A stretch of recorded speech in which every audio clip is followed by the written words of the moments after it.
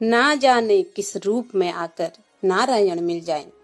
हरिद्वार में गंगा किनारे साधु बनकर बैठे एक सिपाही को जो देखता वह आश्चर्यचकित हो जाता कि कुछ समय पहले तक लोगों पर अत्याचार करने वाला, रिश्वत लेने वाला और भगवान में जरा भी विश्वास नहीं रखने वाला एक घोर नास्तिक पुलिस का सिपाही क्यों सब कुछ छोड़ छाड़ कर साधु बन गया।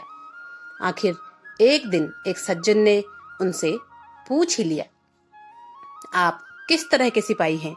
सिपाहियों के हाथ में तो भाला होता है, आपके हाथ में माला है। आप किसका नाम जप रहे हैं? यह साधु सिपाही के रूप में जितनी कड़क आवाज में बोलता था, आज साधु रूप में उतने ही विनम्र स्वर में बोला, भगवान विष्णु का मंत्र। और यह मंत्र आपको किसने दिया? कौन है आपके गुरु? मेरी पत्नी है मेरी गुरु। सामने वाले व्यक्ति ने उपहास उड़ाते हुए कहा, वाह, यह भी बड़ा अजीब जोड़ा बना। सिपाही बन गया भक्त और स्त्री बन गई उसकी गुरु। डाकू रत्नाकर महर्षि वाल्मीकि बन जाते हैं और महापंडित रावण राक्षस बन जाता है। भगवान विष्णु असंभव को भी संभव कर देते हैं। अब उस व्यक्ति के मन में भी महाराज की कथा सुनने की इच्छा हुई। उसने पूछ लिया, तो महाराज, आपके एक सिपाही से भक्त बनने की कथा क्या है? कृपया बताने का कष्ट करें, शायद हमें भी कुछ सीखने को मिले। भक्त ने माला एक तरफ रखी और उस व्यक्ति को अपनी आप बीती सुनानी शुरू की। मेरा नाम ठाकुर वीरपाल सिंह है। मैं एक पक्का सुधारक था, हर बात को खंडन करता था। ईश्वर में मेरी कोई आस्था नहीं थी, किंतु मेरी धर्म पत्नी परम श्रद्धालु और घोर सनातनी महिला है। रोज सुबह जल्दी उठती है, स्नान करती है, भगवान विष्णु की उपासना करने के बाद ही तुलसी पूजन करती है, तब जाकर किसी से बात करती है। एक दिन रात को मैं निराश गुस्से से भनभनाता हुआ घर पहुंचा और मेरी पत्नी ने पूछा, क्या हुआ, क्यों परेशान हो? इतने सालों से ईमानदारी की नौकरी कर रहा हूँ, लेकिन आज गलती से साहब को सलाम करना भूल गया तो इतनी छोटी सी बात पर पापी ने मेरा तबादला अल्मोड़ा करा दिया। पत्नी ने पूछा, अल्मोड़ा कहाँ है? दूर ऊपर पहाड़ों में है, समझो धरती का आखिरी छोर है। मैं नहीं जाऊंगा वहाँ। पत्नी ने पूछा, तो क्या करोगे? इस्तीफा दूंगा, छोड़ दूंगा यह गुलामी की नौकरी। तो फिर घर कैसे चलेगा? खेती करूंगा, मजूरी करूंगा, वो मेरा सिर दर्द है।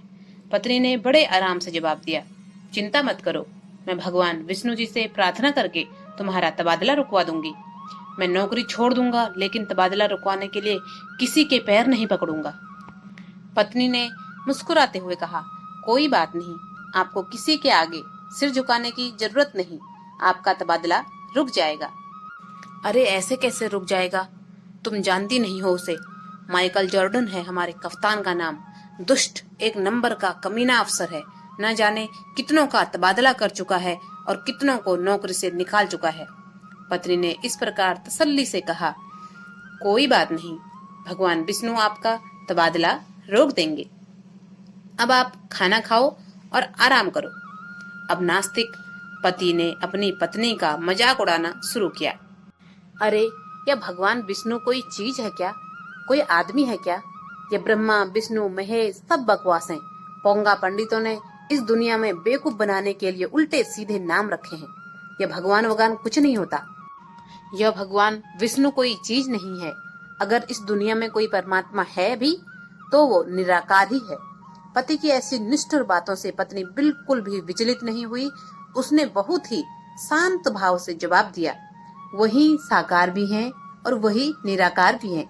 वही ब्रह्मा बनकर इस सृष्टि को रचते हैं, विष्णु बनकर उसका पालन करते हैं और शंकर बनकर उसका विनाश करते हैं। फालतू की बकवास मत करो।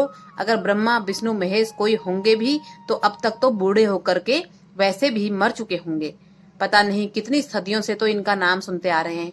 पत्नी ने फिर बड़े शांत भाव से जवाब दिया, वे अजर और अमर अविनाशी हैं। वे न कभी जन्म लेते हैं, न कभी बूढ़े होते हैं, न ही कभी मरते हैं। वही इस पूरी सृष्टि के रचयिता हैं। जो कुछ भी होता है उनकी मर्जी से होता है और आपका यह तबादले होने का आदेश भी उन्हीं की मर्जी से आया है। अगर इतने ही बड़े भगवान हैं तो मेरा इस्तीफा रुकवा कर दिखाएं, और अगर मेरा इस्तीफा रुक गया तो शर्त लगाता हूँ अपनी सुधार की छोड़ दूंगा। तुम्हारे सनातन धर्म में आ जाऊंगा और जीवन भर भगवान विष्णु की भक्ति करूंगा, और इतना ही नहीं, हमेशा के लिए तुमको अपना गुरु मान लूंगा। पत्नी ने उसी शांति से जवाब दिया, ठीक है, आपका तबादला रुक जाएगा। लेकिन सिपाही पति ने भी कड़ी चुनौती दे डाली, जो करना है रात भर में ही कर डालो, क्योंकि कल सुबह मैं इस्तीफा दे दूंगा। मेरे तबादले के कागज तैयार हो चुके हैं। कल शाम को साहब के दस्तखत हो जाएंगे और परसों मेरी तैनाती अल्मोड़ा हो जाएगी। आप निश्चित रहिए और सो जाइए। पत्नी ने इस प्रकार ठंडे दिमाग से जवाब दिया। सुबह सिपाही वीरपाल सिंह उठा। हर रोज की तरह उसकी पत्नी सुबह जल्दी उठ चुकी थी। स्नान करके भगवान विष्णु की पूजा करने के बाद अपने पति के लिए नाश्ता तैयार कर चुकी थी। वीरपाल अपनी पत्नी को अपने हाथों में इस्तीफे का कागज दिखाते हुए उपवास करते हुए बोला, यह रहा मेरा इस्तीफे का कागज, जो मैं सीधे जाकर के कप्तान के हाथ में थमा दूंगा। उम्मीद है आपके भगवान विष्णु अपना काम कर ही चुके होंगे। पत्नी ने शांत भाव से कहा, आप निश्चिंत होके जाइए और अपना काम करिए, सब ईश्वर की इच्छा है। वो नाश्ता करने बैठे ही थे कि उनकी पत्नी के राजपुरोहित और ज्योतिषी पंडित दीनदयाल शर्मा जी भी वहां उस वक्त आ पहुंचे। उन्हें देखकर सिपाही ने धीमी आवाज में ताना मारा, ये लो, एक और आ गए पोंगा पंडित, अंधविश्वासी कहेंगे। ग्रह नक्षत्र की बात करके राहु केतु का डर दिखाकर लोगों से पैसे ऐंठने को घूमते रहते हैं। पूरी दुनिया में गंद फैला रखी है।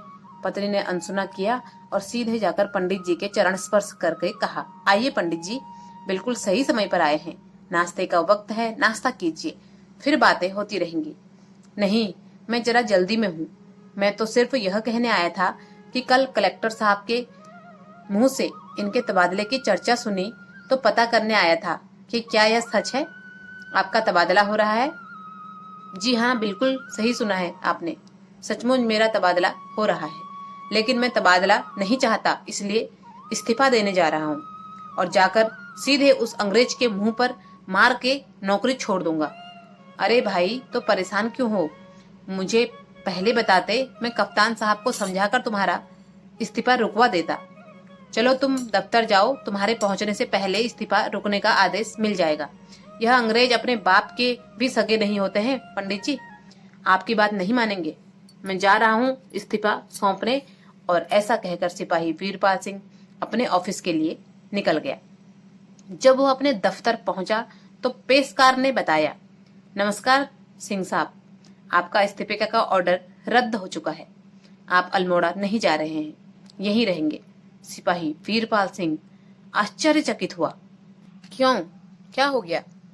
इस्तीफा वापस क्यों ले लिया? हमें क्या पता, साहब के मन की बात हम क्या जाने।